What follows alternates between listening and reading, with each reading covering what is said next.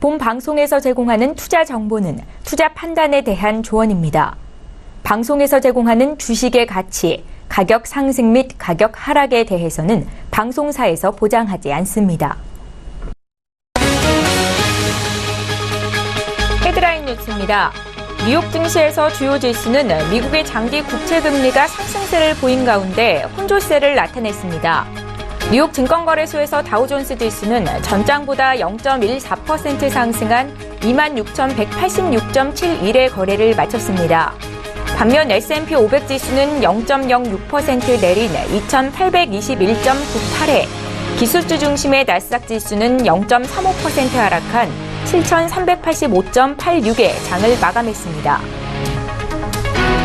지난해 12월 미국의 건설 지출은 시장 예상보다 크게 증가했습니다. 미 상무부는 지난해 12월 건설 지출이 연율 1조 2,530억 달러로 전달 대비 0.7% 증가한 것으로 집계됐다고 발표했습니다. 월스트리트저널 조사치는 0.3% 증가였습니다. 한편 지난 한 해 건설 지출은 전년 대비 3.8% 증가해 6년 만에 가장 부진한 모습을 나타냈습니다. 지난 1월 미국의 제조업 활동지수는 내렸지만 시장 예상을 웃도는 화랑세를 보였습니다. 공급관리협회는 1월 제조업 구매 관리자 지수 PMI가 전월 59.3에서 59.1로 하락했다고 발표했습니다. 지수가 50을 넘은 것은 제조업이 확장 국면에 있음을 의미합니다. 월스트리트저널 예상 집계치는 58.5였습니다. 미 제조업은 17개월 연속 확장하고 있습니다. 국제유가는 비교적 큰 폭으로 올랐습니다. 뉴욕 상품거래소에서 3월 인도분 서부 텍사스산 원유 WTI는 전날보다 배럴당 1.7% 상승한 65달러 80센트에 거래를 마쳤습니다. 미국의 원유 생산이 증가하고 있지만 그만큼 수요도 늘어날 것이라는 전망이 나오면서 투자 심리가 개선됐습니다. 투자은행 골드만삭스는 수급 여건을 긍정적으로 평가하면서 브렌트유 기준으로 국제유가가 80달러까지 상승할 수 있다고 전망했습니다.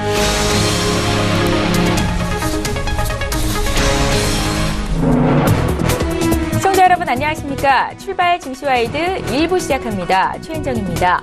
간밤 미국 뉴욕 증시는 혼조세를 보였습니다. 다우존스 지수만 소폭 올랐고 S&P 500과 나스닥 지수는 약세를 기록했는데요.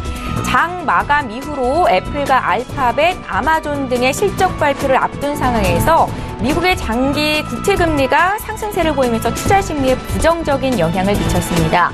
가장 많이 오른 업종을 찾자면 통신 업종이었고요. 그 밖에 에너지와 금융, 헬스케어 업종도 강세를 나타냈습니다. 자, 어제 국내 증시 마감 상황도 함께 살펴보시죠. 코스피 지수가 사흘 만에 소폭 오르기는 했지만 외국인들의 매도 공세에 밀려서 2,570선 안착에는 실패하는 모습이 나타났습니다. 어제 코스피는 0.08% 강보합의 거래를 마쳤는데 종가는 2,568포인트였습니다. 코스닥 시장도 그간 강세를 견인했던 바이오주가 약세를 보이면서 어제 하락 마감이 됐었지요. 코스닥은 0.59% 하락해 올 들어 처음으로 사흘 연속 약세를 이어갔습니다. 다만 상승 종목의 수가 하락 종목보다는 많아서 시장의 매기가 주변으로 확산되고 있다라는 평가를 받고 있는데요. 오늘 한 주를 마감하는 금요일장입니다. 시장에 영향을 미칠 국내외 이슈 분석 일부 시간에 도와드리도록 하겠습니다. 2월 2일 금요일 출발 증시와이드 1부 시간 지금 본격적으로 시작합니다.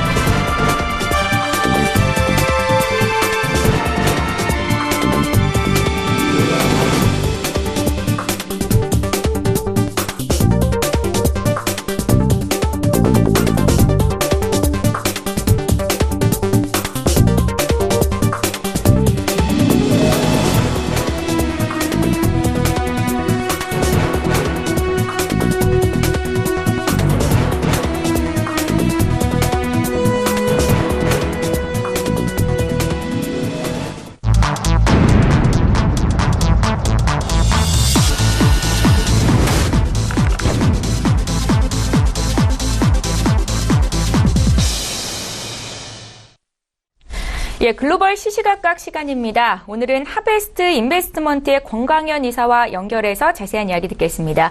이사님 안녕하세요. 안녕하십니까. 예, 반갑습니다. 첫 번째 이슈부터 보겠습니다. 미 연방준비제도가 올해 첫 FOMC 회의에서 기준금리를 시장이 예상대로 동결을 시켰습니다. 제닛 옐런 연준 의장이 주재하는 마지막 FOMC 회의에서 금리가 동결이 되자 제롬 파월 차기 연준 의장 체제 이후 첫 통화정책회의가 열리는 3월 금리 인상 가능성에 시장의 관심이 모아지고 있는데요. 제롬 파월 의장은 비둘기파로 알려지고 있는데 파월의 연준은 어떻겠습니까, 이사님? 네. 현지 시간 기준으로 1월 31일, 한국 시간으로 전일 오전 4시에 미국 연방공개시장위원회 FOMC는 기준금리를 지난 12월에 한 차례 인상해왔던 수치인 1.25%에서 1.5%로 동결하겠다고 밝혔습니다. 그리고 2014년 2월부터 FOMC 의장을 맡아오던 제닛 옐런이 임기가 끝나감에 따라서 차기 의장으로 제롬 파월이 선출되었다고 발표를 했는데요. 글로벌 경제 정책의 가장 중심이 되는 미국의 금리 정책, 그리고 앞으로 FOMC의 통화 금리 정책 방향을 이끌어갈 차기 의장이 선출되는 굉장한 이벤트였기 때문에 시장 예측과 조금이라도 다른 결과가 나왔으면 심각한 변동성 장세가 연출됐을 수도 있었어요. 근데 이미 시장이 기대하고 있던 결과와 정확히 일치하게 되면서 큰 변동 없이 대형 이벤트가 지나가게 됐습니다. 1월 29일부터 큰 폭으로 치솟았던 변동성 지수 빅스 지수도 8.45% 정도 하락하면서 시장의 안도감이 그대로 반영되는 모습을 보이고 있습니다. 조정을 겪고 있는 한국 증시에게는 시장의 안정감이 확보되는 이런 상황이 상당히 긍정적으로 작용될 듯 하는데요. 그렇다면 이제 앞으로의 방향이 어디를 향하고 있을지 생각을 해봐야 됩니다. 그러기 위해서는 이번 FOMC의 결정과 밝혀진 향후 정책을 먼저 짚어봐야 되는데, 이번 FOMC의 금리 동결은 이미 상당히 상승한 국채금리를 의식한 한 수이기도 하고요. 적절한 수준의 인플레이션에 판물을 끼얹지 않기 위한 조치로 풀이가 되고 있습니다. 그리고 지난 1월 28일에 뉴욕타임즈 칼럼에서 노벨 경제학상 수상자 폴 크루그먼 뉴욕 시립대 교수가 미국의 경제 성장률이 트럼프가 말하는 연평균 3% 수준의 성장은 넌센스다라고 언급했던 것처럼 지나친 낙관론에 대해서 반대 견해들이 계속해서 고개를 들고 있다는 부분도 조금은 부담으로 작용했을 듯 생각되고 있습니다. 또한 옐런 의장의 임기 내 열린 마지막 FOMC에서 변수를 만들지 않음으로써 차기 의장에 대한 배려를 하는 조금 그런 정치적인 부분도 있으리라고 예상이 되고 있고요. 여러 가지 상황을 봤을 때 금리 동결이 가장 이상적이었을 겁니다. 하지만 현재 미국의 실업률은 4.1% 수준인데요. 사실상 완전 고용 상태로 볼 수 있습니다. 실업률이 바닥에 가까워지면서 임금 인상 움직임도 포착되고 있을 뿐만 아니고요. 경기 회복에 대한 강한 자신감을 보이는 트럼프 정권의 경제 정책을 생각하면 2018년에는 무난한 금리 인상 정책이 이어지리라고 예상이 되고 있어요. 연방공개시장위원회의 성명서를 좀 살펴보면은 올해는 물가 상승률이 위로 올라갈 것이라고 강하게 언급하면서 인플레이션에 대한 자신감을 보였고요. 그리고 지난 12월 FOMC에서 언급했었던 물가 상승률이 단기적으로 2%를 밑돌 것 같은 이런 물가 상승률에 대한 자신감이 없는 부분, 이런 코멘트는 전혀 없었다는 게 이런 예상을 뒷받침해주고 있습니다. 새롭게 임기를 시작하는 제롬 파월 신임 의장이 올해가 첫 임기 년도임을 생각을 하면 2017년과 비슷한 기조인 2번에서 3번 정도의 금리 인상이 가장 유력하게 점쳐지고 있는데, 첫 번째 금리 인상은 시장에서는 한 3월 정도로 보고 있고요. 전 개인적으로는 5월 정도로 예상을 하고 있습니다. 3월 FOMC에서는 제롬 파월 신임 의장이 첫 FOMC이기 때문에 비둘기파 혹은 올빼미파로 분류되는 파월 의장이 옐런 의장 체제의 견해를 바로 이어서 실현할까에 대한 의문이 조금 크게 작용하기 때문인데요. 거기다가 2018년 연간으로 인플레이션 2% 수준을 기대하고 있긴 하지만 아직은 그 기대 수준을 한참 밑돌고 있기 때문에 당장 다음 달인 3월에 금리 인상이 단행될 가능성은 그만큼 더 낮게 보고 있습니다. 예. 자, 저희 계속해서 두 번째 이슈로 넘어가 보겠습니다. 지난해 4분기 기업들의 호실적으로 최근 미국 뉴욕 증시 사상 최고치 행진을 이어갔었죠. 최근 며칠간은 숨을 고르는 모습을 보이는데요. 대형주 중심의 S&P 500 지수를 이루는 기업 가운데 약 80%가 실적이 호조를 보였다라는 소식입니다. 또 오늘 장 마감 이후로 미국에서는 주요 IT 기업들의 실적 발표도 있었는데요. 결과 어땠는지 주목할 내용 좀 봐주십시오. 네. 뉴욕 증시를 비롯한 미국의 전체 증시가 끝없는 상승 랠리를 이어온 요즘이었습니다. 지난주까지 가파르게 이어지던 상승세는 2017년 연말에 기대했던 주요 실적들의 실적이 연이어 예상을 상회하는 결과치를 내놓음에 따라서 나타나는 이런 실적 강세 현상이었습니다. 지난 29일에 있었던 시장 조사 업체 팩트셋의 발표에 따르면요. S&P 500 기업 가운데 약 25%의 기업이 4분기 실적을 내놓은 것으로 집계가 되고 있고요. 그 중에 81%에 달하는 기업들이 시장 예상보다 큰 폭의 매출 신장을 이뤄낸 것으로 밝혀졌습니다. 이러한 추세가 이번 어닝 시즌 동안 계속해서 이어지게 된다면 미국 기업의 4분기 매출액 전망치 상회율이 금융위기 당시 2008년 이후 최고치에 이를 전망이라서 기대감이 고조되고 있는 상황입니다.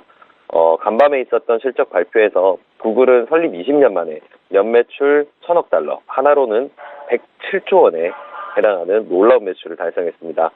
신기록인데 구글 모회사인 알파벳이 현지 시간 1일 실적 발표에서 지난해 4분기 매출액이 1년 전에 260억 6천만 달러에서 323억 2천만 달러로 증가했다고 밝혔는데요. 이에 알파벳의 연간 매출은 전년 대비 약 209억 달러 늘어난 1,109억 달러로 집계됐습니다. 그리고 조금 전에 발표됐던 애플의 지난 4분기 실적 발표에서 전체 매출은 882억 9천만 달러로 전년 동기 대비 13% 늘어난 수치를 기록했습니다. 당기순이익 역시 전년 동기 대비해서 12% 증가한 200억 7천만 달러를 기록했다고 하는데요. 분기 기준으로 모두 사상 최고치로 최근 이어지고 있는 미국 증시의 강세를 단편적으로 보여주고 있습니다. 현재까지의 집계를 살펴보게 되면 헬스케어, 통신, 에너지, 부동산 섹터가 매출 급성장의 두각을 나타내고 있습니다. 현재까지 보여지고 있는 이러한 실적 강세 현상은 글로벌 경기 회복세가 기업 실적에 본격적으로 반영이 되면서 그저 막연한 경제 지표상의 경기 회복이 아니라 실물 경기상의 뚜렷한 회복세가 진행되고 있음을 증명하는 단적인 사례로 볼 수가 있겠습니다. 하지만 무조건적인 낙관만을 할 만한 상황은 아니에요. 매출 성장만으로 주가 상승 추세가 지속되는 건 아니기 때문에 밸류에이션이 역사적 고점에 이른 현재 시점에서는 솔직히 이게 작은 악재만으로 투자자들이 공격적인 매도 포지션으로 바뀔 수가 있습니다. 그만큼 큰 폭의 하락장도 감수해야 될 가능성이 높아지고 있다는 건데요. 단기간 내에 이러한 변동성이 일어날 만한 이슈가 무엇일까 하고 꼽아보게 되면 이번에도 역시 이슈메이커 트럼프가 구설수에 오르고 있는 걸 볼 수가 있는데요. 지난 30일 트럼프 대통령이 취임 후에 첫 연두교서를 발표했습니다. 연두교서는 미국 대통령이 내년 1월 셋째 주 의회에 제출하는 예산교서와 함께 행정부의 신년도 시정 방침을 의회에 설명하는 대통령의 기본적인 정책 설명서입니다. 이러한 발표에서 트럼프는 더 강력한 미국 우선주의 정책을 예고했습니다. 그의 표현을 따르면 수십 년 지속된 불공정 무역 시대의 페이지를 넘겼다라고 하면서 경제적 굴복 시대는 끝났다. 이런 식의 공격적인 표현을 이어갔고요. 이어서 무역 규정을 엄격히 적용해서 미국 근로자와 지식재산권을 보호하겠다라고 말하면서 고강도 보호 무역 조치를 예고했습니다. 수입 태양광 제품에 최대 30%의 관세 폭탄을 최근 물리기로 한 사례가 대표적이네요. 지난 22일 트럼프 행정부는 중국과 말레이시아, 한국 등지에서 수입한 태양광 제품에 대해서 2.5기가와트를 기준으로 1년차에 30%, 2년차에 25%, 3년차에 20%, 4년차 15%씩의 관세를 부과하는 수입 제한 조치를 발동을 했는데요. 현재 미국에서 사용 중인 태양광 패널의 95%가 수입산이라는 심플한 이유 때문이었습니다. 하지만 이러한 조치는 사실 태양광 산업 종사자들이 대부분 부품 제조가 아니고 부품을 조립해서 발전 시스템을 만드는 부분에 있다는 부분을 간과하고 내려진 결정이라서 오히려 미국 내 일자리가 증발한다. 완전 큰 폭으로 감소할 수 있다라는 우려를 낳고 있는 상황입니다. 결국은 이러한 정책 때문에 미국뿐만 아니고 글로벌 경기에서도 악영향을 미칠 만한 이러한 보호 무역 조치가 투자자들의 심리를 어떻게 건드릴지에 대한 우려가 조금 커지고 있는 상황입니다. 상황을 정리하자면 미국 증시는 분명 실적을 기반으로 상승을 하고 있고요. 근거 없는 밸류에이션 증가는 아닙니다. 하지만 트럼프의 보호 무역 조치가 상승세에 찬물을 끼얹을 수 있는 가능성도 단기적으로는 분명히 존재하기 때문에 경제 성장률 그리고 경제 성장률 역시 낙관하기 힘들다라는 부분을 참고해서요. 무조건적인 안도 랠리를 이어가는 건 주의해야 한다고 할 수가 있겠습니다. 어제 뉴욕 증시는 이런 식으로 마무리가 됐습니다. 예. 증시에 영향을 미칠 이슈 분석 도와드리고 있습니다. 이제 마지막으로 오늘장 투자 조언 여쭤볼게요. 네, 화요일부터 국내 증시에 좀 조정 바람이 불어오고 있어요. 코스피는 지난 월요일에 최고점인 2,607포인트를 찍은 이후에 2,568포인트까지 쭉 밀려 내려온 상황이고요. 코스닥 시장 역시 지난 화요일에 장중에 최고점인 932포인트를 기록한 이후에 계속적인 약세를 보이면서 908포인트까지 밀려 내려온 상황입니다. 어제는 장중에 900선이 깨질 뻔하게 되면서 급락세에 큰 우려감을 보일 수밖에 없었는데요. 지수상의 추세로 봤을 때 코스피 지수는 심하게 더 밀리더라도 2,500포인트 초반선에서 어느 정도 지지를 다져줄 가능성이 높게 보이고요. 코스닥 지수는 반면에 880선까지도 염두에 둬야 하는 상황이라서 상대적으로 낙폭이 더 클 수 있다는 점 참고하시면 좋을 것 같습니다. 계속해서 조정 강세가 이어졌을 경우에 이렇게 될 것 같다라는 예상을 말씀드린 거고요. 하지만 조정장이 이렇게 며칠간 이어지게 되면서 오히려 가격적인 메리트를 주는 종목들이 계속해서 늘어나고 있어요. 그래서 글로벌 경기 흐름에 갑작스레 큰 변수가 나타나지만 않는다면 오늘이나 다음 주 초반쯤에는 회복세로 돌아설 가능성이 조금 더 크게 점쳐지고 있는 상황입니다. 장세가 변하는 시기로 점쳐지고 있기 때문에 개별 종목들의 등락폭이 상당할 수 있다는 부분 고려하셔서 큰 폭의 꾸준한 상승을 기대하기보다는 소폭의 추세 차익을 계속해서 거듭하는 방식으로 매매에 임하셨을 때는 더 좋은 성과를 쌓으실 수 있으시리라고 예상이 되고 있고요. 조정상 속에서 발생하는 풍기주들의 이상 급등세 때문에 그 부분에 편승을 하셔서 스캘핑을 하시기보다는 가격적인 메리트가 쌓인 업종 중에 이슈를 앞두고 있는 종목들, 이런 종목들 위주로 주목하시면 도움이 되시리라고 기대가 되고 있습니다. 한 가지 좀 짚어드리자면 대표적인 업종이 게임주예요. 핫한 주목을 받으면서 상승을 하다가 한풀 꺾이면서 조정을 받고 있는 펄어비스나 넷마블 게임즈, 웹젠 이런 종목들은 상반기 대작 출시를 앞두고 있는 종목들이죠. 하지만 가격적 메리트를 주는 시점으로 꼽히고 있는 상황이다 보니까 언제든지 주가를 밀어 올릴 수 있을 듯 하고요. 코스메틱 업종도 수급이 굉장히 좋은 상황입니다. 오전장 개시 후에 이러한 업종들의 수급이 몰리는 게 확인이 된다면 트레이딩 대상으로 잡으시기에는 굉장히 매력적일 것 같습니다. 자율주행 관련주들도 충분한 이슈를 끄는 상황이고요. 다만 좀 한미 FTA 개정 협상에서 자동차 부품 관련 관세가 논의되고 있는 상황이라 변동성이 크게 확대될 수 있다는 점 참고하시면 좋을 것 같습니다. 마지막으로 가상화폐 관련주들은 카카오를 제외하고는 수급이 좀 크게 한풀 꺾일 수 있는 자리이기 때문에 조금 주의하시면 좋을 것 같습니다. 예, 지금까지 하베스트 인베스트먼트의 권광현 이사 연결해서 자세한 이야기 들어봤습니다. 고맙습니다. 감사합니다.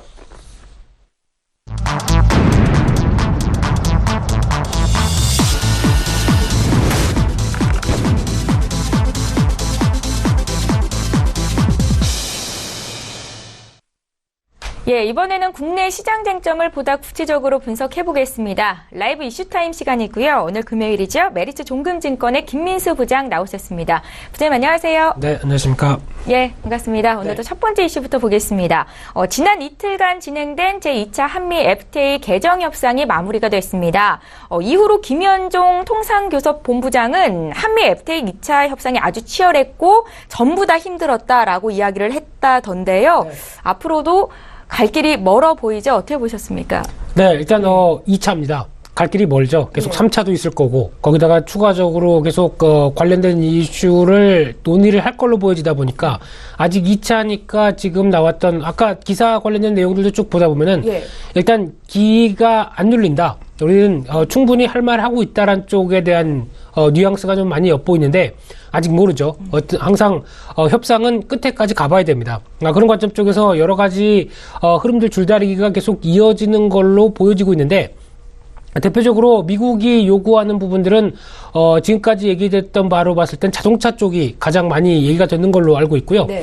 자동차 관련된 비관세 장벽에 대해서 철폐를 주장하면서 왜 우리 니네만 한국 자동차가 미국에서 잘 팔리게 되는데 우리는 왜 못 파느냐 이런 쪽으로 얘기가 나오는 부분이 관세가 아닌 다른 쪽에 대한 문제가 있다라는 쪽으로 얘기를 하는 걸로 보여지고 있는데 일단 이런 흐름들이 배경을 보게 되면은 일단 이번에 1월 자동차 판매 흐름들을 봐서도 분명히 나옵니다. 미국에서 1월 자동차 판매가 상대적으로 안 좋습니다. 특히 포드나 크라이슬러 보면은 다 6%, 13% 매출이 줄었습니다. 네. 그만큼 자국이 안 팔리니까 어디 가서 화풀이를 해야 되겠죠. 왜 우리가 실적이 안 좋은지는 한국에서 수출이 잘 안 된다. 이런 쪽으로 목소리를 높일 수 있는 어떤 계기가 되는 상황들이고 그리고 올해 같은 경우도 글로벌 자동차 수요를 보게 되면은 금융위기 최저치로 예상을 하고 있습니다. 그만큼 수요가 그동안은 꾸준히 받쳐줬다가 이제 살 사람들은 다 샀다. 근데 교체 수요 정도로만 나오는 흐름이다 보니까 그만큼 자동차 시장이 치열해졌다는 부분을 반영하다 보니까 그에 따른 어떤 분위기도 좀 격화될 수 있다는 쪽으로 바라보고 있는 상황들인데 그러나 솔직히 얘기 드리면은 미국산 자동차가 한국에서 안 팔리는 가장 큰 이유가 단순히 무슨 관세가 어쩌고 저쩌고 이런 쪽은 아니죠. 저희가 아무리 그래도 소비자들이 많이 똑똑해졌습니다. 그러다 보니까 가성비를 많이 따지게 되죠. 근데 미국 차가 아직까지 가성비에 충족할 만큼, 그러나 즉 싸고 연비 좋고 그리고 성능 좋고 이런 쪽으로에 대한 카테고리에 들어오지 않는 상황이다 보니까 아무래도 미국 차가 안 팔리는 데 이유에는 자기네 본질적인 이유가 더 크다는 얘기죠. 근데 그 부분은 외면하고 오히려 어떤 이런 다른 쪽으로 좀 압박을 가한다는 부분들은 솔직히 조금 말이 안 맞는 부분들은 있을 수 있다고 하더라도 거기다 이제 나올 수 있는 부분들이 그러면 이제 또 현대차가 한국에서 미국에서 파는 어떤 수치와 관련된 부분들까지 들먹이면서 나올 수 있기 때문에 자동차 쪽에 대한 어떻게 보면 어두운 부분들은 계속 남아있을 수밖에 없다라고 봐야 될 것 같고요. 또 하나 이제 한국은 여러 가지 또 주장을 하고 있는 차원에서 태양광 그리고 이제 이번에 나왔던 세탁기 관련된 쪽에서 세이프가드 관련된 부분들에 대해서 문제를 좀 제기를 하고 있는 걸로 보여지고 있고요. 그거 관련돼서 이제 WTO 쪽에서도 제소를 하고 여러 가지 방법을 강구하는 과정 쪽에서 부당한 게 아니냐 이런 쪽에 대한 얘기들을 계속 언급을 하는 분위기로 좀 나가고 있다고 보여지고 있고요.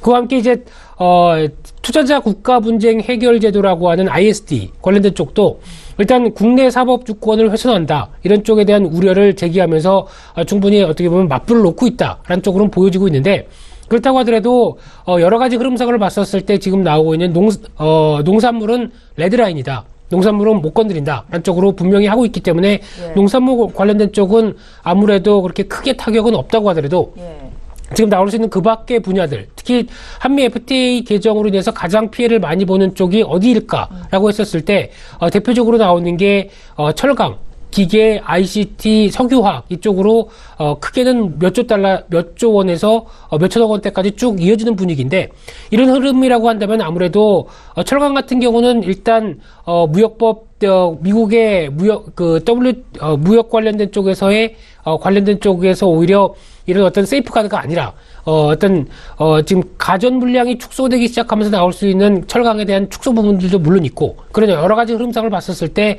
가장 어떻게 보면 또 피해 가능성이 좀 높지 않느냐라는 쪽의 우려감도 상당히 많은 부분들인데, 이런 부분들 쪽에서는 아직까지는 가이드라인이나 아니면 변화가 나올 부분들이 아직은 없기 때문에 우려감은 있을 뿐인데 아직 좀 더 진행 상황은 봐야 되겠다라는 쪽으로 바라봐야 될 것 같습니다. 지금 말씀하신 철강이나 기계 또 화학 석유 쪽은 최근에 분위기가 굉장히 좋은데요. 그렇죠. 한미 FTA 개정 협상을 이유로 좀 조심을 해야 될 필요가 있다는 겁니까?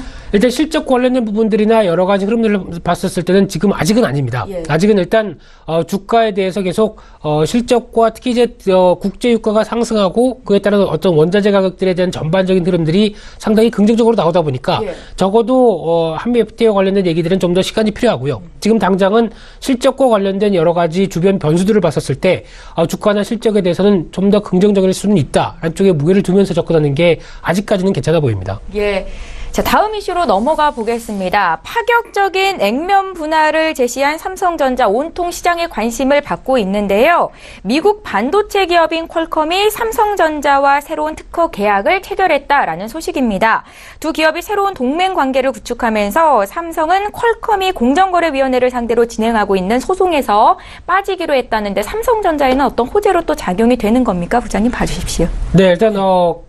퀄컴, 발음 어렵습니다. 네, 퀄컴, 이렇게 발음해야 되나요? 네. 근데, 2016년도 그 과거의 흐름들을 잠깐, 돌아보면서 얘기를 드린다고 한다면, 2016년도 12월로 알고 있는데요. 이 퀄컴이 통신용 칩에 대한 공급을 빌미로 삼성전자나 애플이나, 그리고 국내 휴대전화 제조사들한테 부당 계약을 강요했다라는 쪽으로 얘기가 나오면서 이 공정거래위원회에서 과징금을 받았죠. 특히 역대 최대 규모입니다. 1조 3천억 가까이 과징금을 맞다 보니까 퀄컴 입장 쪽에서는 깜짝 놀라면서 아니다. 이게 이럴 리가 없다 하면서 좀 발을 많이 빼는 분위기 쪽에서 이 취소 소송을 계속 제기를 하고 있는데, 일단 관련해서 대법원 쪽에서는 일단 파기를 시켰죠. 그러다 보니까 퀄컴이 상대적으로 좀 수세에 몰렸습니다. 그런 상황 쪽에서 일단 관련돼서 계속 진행을 하는 관점 쪽에서 이 삼성 쪽과 LG전자 이런 쪽이 아무래도 보조 참가인으로 진행을 해서 쉽게 말씀드리면은 퀄컴 쪽으로 좀 붙어 있는 상황들이죠. 그래서 일단 뭔가 좀 아니다. 좀 우리는 그렇게 부당 계약을 당한 게 없다라는 쪽으로 움직이다가 이번에 어쩌면 새 특허 계약을 다시 체결했습니다. 삼성전자와 다시 특허 계약을 체결하면서 보조 참가인에 제외를 됐습니다. 그렇다는 얘기는 우리는 그동안 충분히 관련돼서 부당한 계약이 아니란 거를 얘기를 했고 새로운 계약을 체결했기 때문에 삼성전자는 여기서 이제 관련된 소송에서 빠지겠다라는 관점들이 좀 높은데, 특히 여기에서는 이제 앞으로의 대세가 될 수 있는 5G 관련된 쪽에 대해서도 포괄적으로 협력하겠다는 부분들도 포함되어 있다라고 보여지고 있는데, 그렇게 되면 결론적으로 말씀드리게 되면은 이 소송 관련된 부분들은 어렵고 복잡하죠. 그런 쪽에서 일단 빠져서 이제 삼성전자는 이제 대상이 아니다란 쪽으로 봤었을 때 삼성전자 쪽은 상대적으로 그래도 안도의 한숨 아니면 좀 유리할 수 있다란 쪽으로는 바라보고 있는데, 여전히 퀄컴 쪽으로 봤었을 때는 삼성전자와 협력을 강화한 만큼 좀 봐줘라 이런 쪽에 대한 입장들이 좀 클 수가 있고요. 특히 지금 퀄컴은 이 브로드컴과의 어떤 통신사죠. 이쪽과 M&A가 한참 진행이 되다가 일단 중단됐습니다. 그러다 보니까 브로드컴이 솔직히 화가 나서 안 되겠다. 그래도 퀄컴 인수하겠다. 그래서 적대적 M&A를 시도하고 있죠. 그러다 보니까 퀄컴은 이를 좀 방어해야 되는 입장 쪽에서 상대적으로 신경을 거기 많이 써야 되는데, 여기서다가도 신경을 많이 쓸 데 없다 보니까 오히려 좀 어떻게 보면 전략적으로 제휴를 어떻게 보면 좀 손을 내밀었다라는 쪽으로 볼 수 있는 상황들인데, 그건 이제 퀄컴 사정이고요. 그런 관점 쪽에서 여전히 삼성전자 쪽에 대한 관심은 특히 액면 분할과 관련된 여러 가지 이슈를 봤었을 땐 오히려 좀 더 뜨겁다라는 쪽으로는 계속 이슈로 남아 있어야 될 것 같습니다. 파격적인 액면 분할을 공시한 이후로 좀 시장에 관심이 많잖아요. 네. 김민수 부장님께서도 삼성전자에 대해서 좀 긍정적으로 평가하고 계세요? 여러 가지 얘기가 많습니다. 논란도 많고. 관련돼서 전망은 솔직히 지금까지 본다고 한다면 한 7대3 정도. 7은 좋은 쪽으로, 3은 좀 생각해봐야 된다는 쪽으로, 이런 쪽으로 지금 시장 분위기가 좀 갈려있다라고 봐야 될 것 같은데, 특히 이제 여러 가지 흐름상을 봤었을 때 액면 분할 하게 되면은 가장 큰 대표적인 흐름으로는 액면 분할이 주가에 대해서 미치는 영향은 기본적인 본질 가치는 없다. 차이가 없다는 쪽으로 바라봐야 되겠죠. 하지만은 이제 그동안 250만 원대 주가가 5만 원대로 보여진다. 그러면 당연히 느끼는 수준은 싸다죠. 네, 당연히 착시 효과와 함께 5만 원대 주가면 나도 사볼 수 있겠네 라는 생각이 들 수 있는데, 대표적으로 그렇게 보시면 될 것 같습니다. 제가 만약에 이제 여유 자금이 200만 원밖에 없습니다. 200만 원으로 주식 투자를 하고 싶은데 삼성전자는 꼭 사고 싶었습니다. 근데 250만 원대 이상이면 절대 살 수가 없죠. 근데 반대로 액면 분할이 끝나서 나오게 되면은 5만 원대입니다. 그러면은 내가 쓸 수 있는 전략은 상당히 많습니다. 그렇게 되면은 내가 갖고 있는 200만 원을 5만 원짜리를 이제 분할로 살 수 있다든가, 아니면은 자리가 좋다. 그러면은 지금까지 못 샀던 부분들을 5만 원, 200만 원을 풀베팅 할 수도 있는 자리가 나올 수 있는 거고요. 그런 어떤 접근성이라는 측면에서 봤었을 때 개인 투자자나 아니면 여러 가지 단주를 활용한다는 측면들도 봤었을 때 상당히 어떻게 보면 매력적일 수 있다는 쪽은 당연히 긍정적입니다. 근데 단기적으로 봤을 때는 일단 시가총액 유리고 여러 가지 흐름상을 봤었을 때 거래 정지가 들어가죠. 4월 16일부터 4월 23일부터 5월 16일까지 거래 정지가 들어가는 부분들과, 단기적으로 주가가 이슈가 되면서 주가가 급등하겠다 보면 삼성전자가 5% 이상 올라가는 기업들이 별로 없습니다. 그런 관점 쪽에서 주가가 올라가게 되면 당연히 외국인과 교환이 매도가 나오겠죠. 이런 어떤 수급상의 문제 때문에 주가는 지금 정체나 부진한 모습들을 보인다고 하더라도 좀 더 긴 시각으로 바라본다라고 하게 되면 당연히 저는 호재라고 생각합니다. 그런 관점에서 봤었을 때 그러면 과연 지금 삼성전자에 대한 전략을 어떻게 가져가느냐? 갖고 계신 분들 같은 경우는 일단 만약에 큰 비중에 대한 무리가 없으시다고 한다면 저는 계속 가져가시는 걸로 추천을 드리고 싶고요. 예. 특히 지금 가격대에서 앞서 말씀드렸던 어떤 거래 기간에 대한 부분들, 특히 거래소 쪽에서는 거래 기간을 단축시키겠다라고도 얘기를 하는 만큼 그에 따른 피해를 많이 좀 충격을 줄이겠다라고 얘기하는 상황 쪽에서에 대한 변화를 보게 되면 아무래도 그렇게 크게 압박을 가하지는 않겠다라는 쪽으로 보여주시면 좋을 것 같고요. 신규 매수를 고려하시는 분들 같은 경우는 가급적이면 저는 끝난 다음에를 보시는 게 좋겠다. 액면 분할 이후로요. 그렇죠. 예. 예, 그런 쪽으로 보시는 게 좋겠다. 특히 왜냐면 그때부터 접근성이 좋아지기 때문에 그게 좋겠다는 관점인데 그래도 지금 가격대에서 가장 삼성전자를 바라보는 첫째 시각은 주가가 비싸지 않답니다. 주가가 절대 저평가 수준이죠. 그런 관점 쪽에서 어떤 액면 분할에 대한 호재가 나왔을 때는 과거 애플을 생각하시면 됩니다. 애플은 지금 벌써 2010년대부터 들어오기 시작하면서 수차례 액면 분할을 했죠. 액면 분할하고 신고가, 액면 분할하고 신고가. 이럴 때 가장 큰 바탕은 실적이 바탕이 되니까 움직였던 부분들입니다. 마찬가지로 삼성전자도 실적이 바탕이 되는데 거기다 저평가까지 보여준다라고 하게 되면 당연히 주가에 대한 변화들은 충분히 있을 가능성이 높다라는 쪽으로 바라보시면서 일단 지금은 주가에 대한 단기적인 관점 쪽에서는 여러 가지 차익 매물이나 이런 것들이 나온다고 하더라도 이 상태에서 만약에 250만 원대 밑으로 주가가 좀 더 벌어진다라고 하게 되면 일단 그 거래 정지 전이라고 하더라도 사볼 필요는 있다는 관점 쪽으로 보시면서 일단 지금 같은 전략들은 삼성전자에 대한 중장기 전략 쪽을 세울 때가 맞다라고 봐야 되는 걸로 보여지고 있습니다. 삼성전자는 중장기적인 관점으로 매매를 하는 거지 그 액면 분할하기 전에 선침해를 해서 단기간에 수익을 올려야지 이런 관점은 아니라는 말씀이신 거죠? 네, 그렇게 전략 생각하셨죠? 예. 그거보다는 중장기적으로 보시는 게 좋겠다고 말씀드리겠습니다. 네, 잘 알겠습니다. 저 이제 세 번째 이슈로 넘어가 보겠습니다. 여기 계신 김민수 부장께서는 KRX 300 지수 도입에 대해서 그 실효성에 대해서는 물음표를 제시한 바 있습니다. KRX 300 지수가 이제 2월 5일에 도입이 될 텐데 어떤 종목들이 편입이 될지는 시장에 이미 나와 있는 상황이고요. 지금 시장은 수혜주 찾기에 분주한데 어떤 종목이 좀 유리할까요, 부장님? 네, KRX 300인데 왜 305개를 선정했죠? 네, 그건 잘 모르겠습니다만, 그럼 KRX 305가 되는 걸로 보여지고 있는데, 거기서 이제 2월 5일 날부터 다음 주 월요일부터 본격적으로 지수는 출범을 하는데, 그거 관련돼서 이제 코스닥 200과 코스닥 150과 코스피 200에 편입되지 않은 종목을 먼저 주목해야 될 필요가 있지 않을까 싶은데 56개 종목입니다. 근데 코스피에서 54개 종목이 제주항공, 하나투어, CJ헬로비전, DGB금융, 한진칼 약간 소비재 쪽의 종목들이 좀 많은 상황들이고요. 네. 코스닥엔 두 종목입니다. 다우데이터, 나이스평가정보 이 두 종목이 이번에 KRX 300에 어디에도 편입되지 않은 종목이다라고 볼 수 있는 상황들인데 그렇게 됐었을 때 이제 쭉 지켜보게 되면 이번에 가장 큰 수혜를 받을 수 있는 쪽은 중형주 관점 쪽, 특히 코스닥보다는 코스피의 중형주에 대해서 시각을 좀 더 둬야 되는 게 아니냐 이런 관점들이 좀 더 나타나고 있는데 시가총액 1조에서 4조 원 정도의 규모의 코스피 중형주가 한 110종목, 그러니까 약 한 3분의 1을 차지하고 있죠. 그런 상황이다 보면은 일단 이와 관련된 쪽에서의 변화가 아무래도 이쪽에 묵직하게 자리 잡고 있기 때문에 그와 관련된 어떤 시가총액 비중으로도 봤었을 때 그 지수와 관련된 비중으로 봤었을 때 좀 더 유리하지 않을까라는 쪽으로 보게 되면 이쪽에서 또 이 중형주 관련된 쪽에서 경기 소비재 관련 쪽이 17개, 금융주가 15개입니다. 그러다 보니까 이쪽에 대한 시각들도 조금 더 좋아질 수 있다라는 쪽으로 바라봐야 될 것 같고요.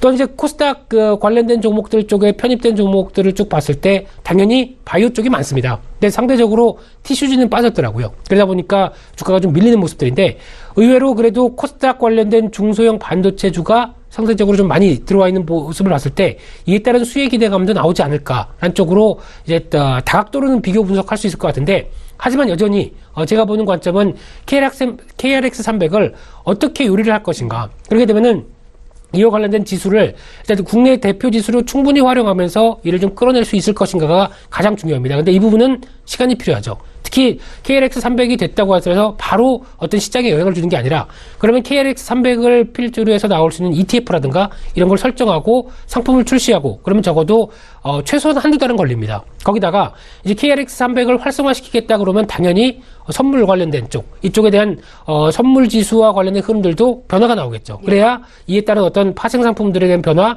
그리고 그에 따른 어떤 주식과 관련된 쪽의 기초 자산에 대한 변화, 이런 쪽도 나올 텐데 아직 이에 대한 분위기는 별로 없습니다. 그러면 오히려 이런 쪽에 이제 과거 저희가 알고 있는 코스피 200이 아니라 KRX 300이 국내 대표 지수가 되고 그와 관련된 선물 지수의 움직임도 같이 움직이면서 이쪽으로 맞춰가는 모습들이 나와야 진정한 수혜가 될 수 있는 관련된 편입 종목들이 수혜가 될 수 있고, 만약에 다음엔 탈락하고 이 종목이 편입된다. 그러면 그때 충분히 또 모멘텀이 될 수가 있는데, 아직은 지금 약간 솔직히 말씀드리면 전시 효과다. 예. 이런 쪽으로 보시는 게 더 맞지 않을까 싶고요. 시간이 좀 더 지나야 될 것 같습니다. 예, 잘 알겠습니다. 이제 마지막으로 오늘장 투자 전략을 여쭤볼 텐데, 개인 투자자들이 더 많이 집중하고 있는 코스닥 시장을 좀 보겠습니다. 어제 바이오주가 대거 내렸는데 그래도 하락 종목보다는 상승 종목의 수가 더 많았거든요. 개별 종목으로 매기가 좀 확산되고 있다라고 해석을 해도 좋겠습니까? 코스닥 시장을 바라보는 시각은 이제 1월 달보다는 조금 후퇴하는 쪽으로 예. 보셔야 될 것 같습니다. 왜냐하면 작년 말부터 1월 달까지 상당히 뜨겁다 보니까 약간 이제 피로감도 좀 쌓여 있고요. 거기다가 이제 또 실적 발표 시즌이다 보면은 코스닥 시장은 항상 성장성에 대해서 먼저 올라가는데, 예. 실적 발표를 만약에 이제 주요 기업들이 끝나고 중소형주를 발표하는데, 그렇게 되면은 실적이 발표되는 부분보다 주가가 올라간 부분들이 좀 더 크다, 성장성에 좀 더 무게를 뒀다, 그러면 당연히 주가에 조정이 나오죠. 대표적인 게 바이오 섹터일 겁니다. 그런 관점으로 보게 되면 거기다 또 코스닥 시장 활성화 대책과 관련된 여러 가지 흐름들이 미리 다 발표가 됐습니다. 그러다 보니까 모멘텀도 상당히 좀 약간 약화돼 있죠. 그런 상황이다 보니까 아무래도 코스닥 시장 중소형주를 바라보는 게 일단 약간 좀 위축될 가능성은 있다란 쪽으로 2월달은 바라보시는 게 좋지 않을까 생각되고 있고, 네. 차라리 같은 흐름으로 고른다라고 되면 앞서 잠깐 말씀드렸던 코스피 쪽의 중형주가 더 낫다. 그런 관점 쪽에서 경기 관련된 중형주 쪽을 바라보시는 게 조금 더 긴 시각으로는 낫다라는 쪽으로 보시는데, 어제 또 시장에서 좀 특이한 변화 중에 하나가 중국 소비주들이 다시 움직이기 시작합니다. 그런 관점이라고 하게 되면 다음 주면은 이제 평창올림픽 시작이 되죠. 예. 그리고 조금 있으면 춘절 들어오죠. 그런 관점이다 보면 이와 관련된 전반적인 뭐 카지노, 그리고 면세점, 화장품, 그리고 여행, 이런 섹터들은 이제 성수기가 들어온다는 관점 쪽에서 주가에 대한 분위기가 좀 더 긍정적일 수 있다라는 관점으로 보게 되면 이쪽에 대한 섹터의 재조명을 좀 더 필요할 시각이다라는 쪽으로 바라보시되, 1월 달에 아주 공격적으로 코스닥을 매수하고 좀 재미를 보셨다라고 하게 되면 그 보신 재미는 일단 현금화를 시켜서 현금화로 쌓아놓는 게 좀 더 좋지 않을까라는 쪽으로 2월 달을 바라보시는 게 좋겠다고 보여집니다. 코스닥 쪽도 다시 기회는 오겠군요. 충분히 어떻게 보면 코스닥 시장의 특징은 한번 그 강세 매수와 함께 어떤 매기가 강하게 움직였다가 어느 정도 다시 차익 매물과 함께 좀 조정권이 나오면은 또 움직입니다. 그런 관점 쪽에서 봤었을 때 어떻게 보면 강약 중강약인가요? 뭐 여전히 이런 박자를 맞춰가면서 대응하시는 게 일단 가장 도움이 되지 않을까 생각됩니다. 예, 이슈 분석하고 구체적인 투자 전략까지 들어봤습니다. 지금까지 메리츠 종금증권의 김민수 부장과 함께했습니다. 말씀 잘 들었습니다. 감사합니다.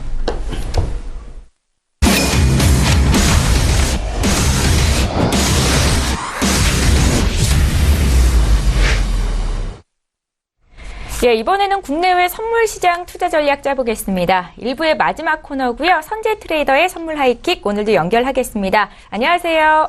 네, 안녕하십니까. 예, 반갑습니다. 오늘도 국내 선물 시장 투자 전략부터 들어볼게요. 네.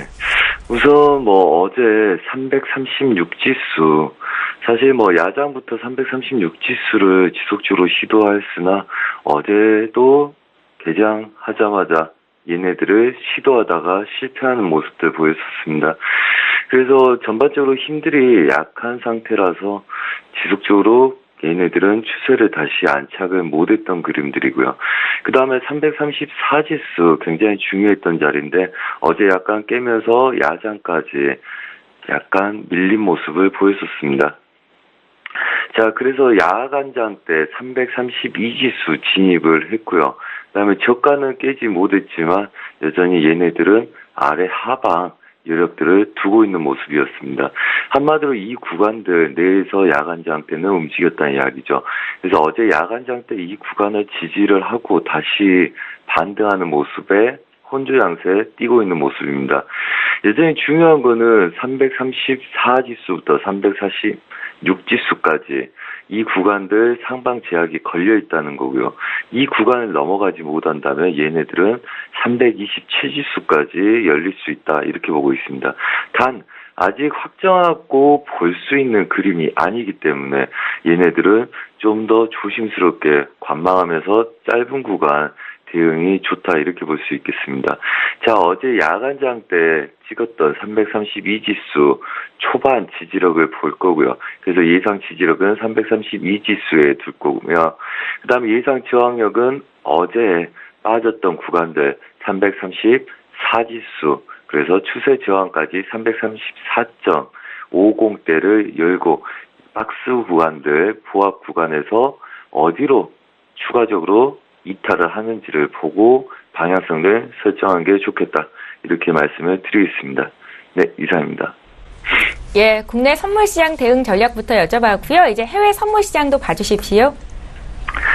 네, 해외 선물 쪽 달러 인덱스 지지력을 주목해서 볼 필요가 있다. 지속적으로 저가 추가적으로 돌파하느냐 안 하느냐가 굉장히 중요하죠. 우선 박스 구간은 어제 새벽에 밀리기 시작했습니다. 새벽 2시가 넘어서 3시, 4시까지 버티다가 4시 이후에 약간 빠진 듯한 모습이죠.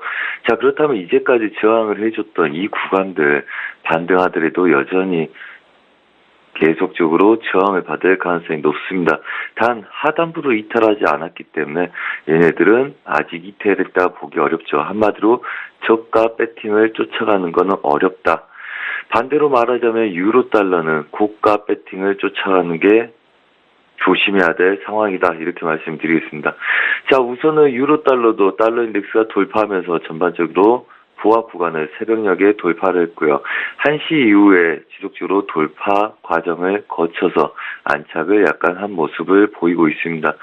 여전히 추세 상단부에서 혼조세 양상을 띄고 있지만 전 국가를 돌파 못하면서 오늘 약간의 혼조세 띄지 않을까 하는 생각이고요. 예상장은 125700, 한마디로 얘네들은 추세 상단부 제약을 두고 싸워야 되겠다 이렇게 보고 있고요. 그 다음에 아래 구간들은 지지력을 갖고 있기 때문에 충분히 이탈됐을 때 그 아래 구간을 볼 수 있겠죠. 지지력들은 아직은 125000대, 한마디로 얘네들 어제 돌파한 구간들은 휩소를 주더라도 지지력이 있을 가능성이 높겠죠. 그래서 상방 제약에 그 다음에 아래 구간 지지력들 예상하시면서 대응하시는 게 좋겠다. 금요일이기 때문에 완벽한 추세보다는 아무래도 여기서 지지력이냐 저항이냐 어느 구간 둘 중에 한 구간을 제대로 테스트해보는 보합권 매매를 전략적으로 우선은 펼치고 관망하시면서 짧은 구간 매매를 하는 게 좋겠다 이렇게 보고 있습니다. 자, 그 다음에 크루드오일입니다. 자, 크루드오일 아래 구간에서 매수로 65달러 확인할 거라 말씀을 드렸고요. 그 다음에 어제 90대에서 한번 매도를 드렸었고요. 아침이죠. 그 다음에 얘네들 702자리를 정확하게 목표로 드렸었습니다. 자, 이 구간들은 가로저항점들이기 때문에 우선은 지지가 될 거라 봤고요. 그 다음에 다시 올라온 애들은 65.50을 맞고 우리가 싸워야 된다. 그래서 얘네들 목표가를 20자리, 그 다음에 65달러 깨는지를 보자. 65달러 깨지 못하면 얘네들은 윗자리 66.30까지 열린다. 오전에 이렇게 말씀을 드렸고요. 그래서 이 구간들 벗어나기 전에 여기서 들어간 물량들은 전체 다 수익청하고 마무리를 해서 이 자리까지 칠지 모르기 때문에 대응해야 된다 했는데 새벽 2시, 3시가 넘어가면서 새벽에 이 구간을 올려치기 시작했습니다. 한마디로 65달러를 깨지 못해서 얘네들은 다시 되돌렸다고 추가적인 그림들을 만들었다고 보면 되겠죠. 자, 그렇다면 오늘은 65.90대 한마디로 66달러를 완벽하게 깰 수 있느냐, 지지를 하느냐의 싸움이겠죠. 추가적인 상승 여력은 엄청나게 세지는 않을 거라고 봅니다. 왜? 전고점을 바로 돌파 시도하기는 어려울 거라고 보기 때문이죠. 자, 그렇다면 윗구간 상단부 제약 66.5는 30자리들을 안착 여부가 중요할 거고요. 그 다음에 예상 지지력은 66달러지만 이미 정확한 자리는 65.90대이기 때문에 10틱 정도의 휩소 구간을 두시고요. 추세 저항의 이런 구간들 잘 지지를 하고 싸우는지, 그다음 윗자리는 막아내고 싸우는지 보시고 지지 저항 매매권에서 반등 매도 단타부터 롱포 가능성까지 싸우는 게 우선적이고요. 이 구간들 보합 구간 하단부나 상단부에서 무리하게 추격하는 매매는 하지 마시라. 그렇게 말씀드리겠습니다. 자, 우선은 기대치들은 얘네들 돌파 시도를 하다가 무너져서 다시 되돌아오는 걸 볼 거고요. 대신 매수로 쫓아가지 마시고 신고가 근처에서 다시금 매도 쪽으로 눌러보시라. 이렇게 말씀드리겠습니다. 중요하게 보셔야 될 거는 65.8090대를 깨고 내려오는지를 보는 거다. 그래서 단타분들은 이 안에서 고가에서 눌러서 아래 구간 깨기 전까지를 단타 영역으로 보시면 되겠다. 이렇게 말씀드리겠습니다. 자, 그 다음에 골드입니다. 골드도 여전히 싸우다가 돌파를 했죠. 자, 어제 저희가 매매를 시작하면서 딱 드릴 말씀이 하나 있습니다. 이제 어딘가를 돌파 시도를 할 거다. 하지만 걔네들 돌파한다 해서 확신 갖기 어려울 거기 때문에 무리하게 길게 욕심 부리는 매매 굉장히 어려울 거다. 이렇게 말씀드렸습니다. 자, 골드를 한번 보자면, 자, 골드 이렇습니다. 보합 구간이 여전했었고요. 그 다음에 이 아래 휘소 구간만큼 지금 올려친 구간입니다. 딱 정확하게 그 정도의 오차고요. 그 다음에 이 중간중간에서도 윗 구간이 약간 휘소가 발생되면 아래 구간도 그만큼의 휘소가 발생되는 그림들이었습니다. 한마디로 아직은 완벽한 돌파는 보기 어렵겠죠. 얘네들은 매수를 보겠다면 지지력에서 매수만 배팅이 들어가야 된다. 전 고점부터 그 아래 돌파 구간의 지지력을 확인하고 매수를 잡아야 될 거고요. 그 다음에 추가적인 배팅이 나와서 완벽하게 추세를 돌파한 이후에 매수 추세는 인정하고 싸우는 게 좋겠다. 자, 그렇다면 아시아 유럽장 얘네들 보합 구간을 어디로 벗어나는지 확인하고 지지 저항 확인 매매가 중요하겠다. 이렇게 말씀드리겠습니다. 자, 단기 저항점들은 13550 여전히 추세 저항을 봐야 되겠죠. 아시아 유럽장. 그 다음에 13450대들 이 추세 하단부겠죠. 이 구간까지를 보시고 시점 매매는 이 구간 안에서의 보합권 매매를 보시고 추세는 추세 이탈된 이후에 보시라. 이렇게 말씀드리겠습니다. 한마디로 대칭적으로 이렇게 움직인 아이들은 위아래 테스트마다 다시 중심 보합될 가능성도 있기 때문에 추세는 지지력 확인 매매, 그 다음에 반대 매매는 추세 상단부 제약의 짧은 손절 매매 대응하시기 바랍니다. 자, 오늘 금요일입니다. 마지막 성과 잘 내시기 바라고 한 주 수익 잘 지키는 주로 마감하시기 바랍니다. 자, 수고하셨습니다. 예, 국내외 선물시장 투자 전략 오늘도 역시 김우석 선재 트레이더 연결해봤습니다. 말씀 잘 들었습니다. 네, 감사합니다. 예, 출발 증시와이드 1부 여기서 마칩니다. 잠시 뒤 2부 시간에는 시청자 여러분들 종목 상담 도와드리고 있는데요. 샵 0082번으로 지금 문자 보내주시면 되겠고요. 건당 100원의 정보 이용료가 부과됩니다. 저희는 잠시 뒤 2부 시간으로 다시 오겠습니다. 고맙습니다.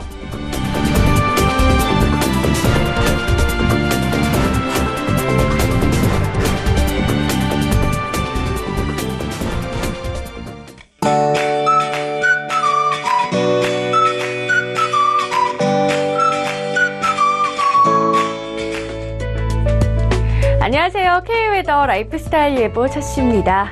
오늘 심한 추위는 없습니다. 오늘 아침 서울의 기온 영하 7도까지 떨어졌지만 어제보다 높은 수준이고요. 부산은 영하 1도로 예년보다 높습니다. 다만 내일 낮부터는 다시 추워집니다. 따라서 들쑥날쑥한 기온 변화에 건강관리에 유의하셔야겠습니다. 하늘은 퇴근길까지도 고기압 가장자리에서 전국이 구름만 다소 지나겠는데요. 다만 오후 들어서는 미세먼지 농도가 한때 나쁨 단계가 예상되고요. 또 늦은 밤부터는 북서쪽에서 다가오는 기압골의 영향으로 수도권 북부 지역부터 눈이 내리기 시작해 내일 새벽이 되면 전국 대부분 지방으로 확대되겠습니다. 눈의 양 중부와 전북, 경북 북부, 제주 산간으로 최고 3cm, 많은 곳은 5cm 이상이 되겠습니다. 제주 평지와 전남, 영남 서부 지역으로도 1cm 내외의 눈이 예상됩니다. 이 눈은 내일 아침에 그치겠습니다. 다음은 자세한 지역별 내일 날씨를 나절 예보를 통해서 살펴보겠습니다. 중부는 늦은 밤 눈이 오기 전까지는 대기가 건조하겠습니다. 한낮에 서울 3도로 겨울치고는 포근하겠습니다. 동해안은 건조특보가 발효 중인 가운데 아침 한때 눈발이 날리는 정도라 계속해서 대기가 건조하겠습니다. 남부지방 오늘은 눈비 소식 없습니다. 한낮에 부산 9도까지 오르는 등 겨울치고는 포근하기까지 하겠습니다. 서해와 동해상으로도 눈이 오는 가운데 물결도 높게 일겠습니다. 이에 따라 오늘 오후 동해 중부 해상을 시작으로 밤에는 동해 남부 먼바다와 서해 먼바다에 풍랑특보가 발효되는 곳이 있겠습니다. 특히 항해하거나 조업하는 분들은 각별히 유의하시기 바랍니다. 여기에 바닷물의 높이가 높은 기간이라는 점도 염두에 두시기 바랍니다. 토요일 아침에 눈비가 그치고 난 뒤에는 점차 추워지기 시작하겠습니다. 특히 봄의 시작이라는 입춘절기인 일요일 아침에는 서울의 기온 영하 14도까지 떨어지는 등 강력한 한파가 찾아오겠습니다. 날씨였습니다.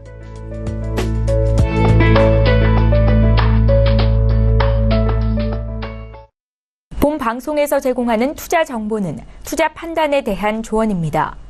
방송에서 제공하는 주식의 가치, 가격 상승 및 가격 하락에 대해서는 방송사에서 보장하지 않습니다.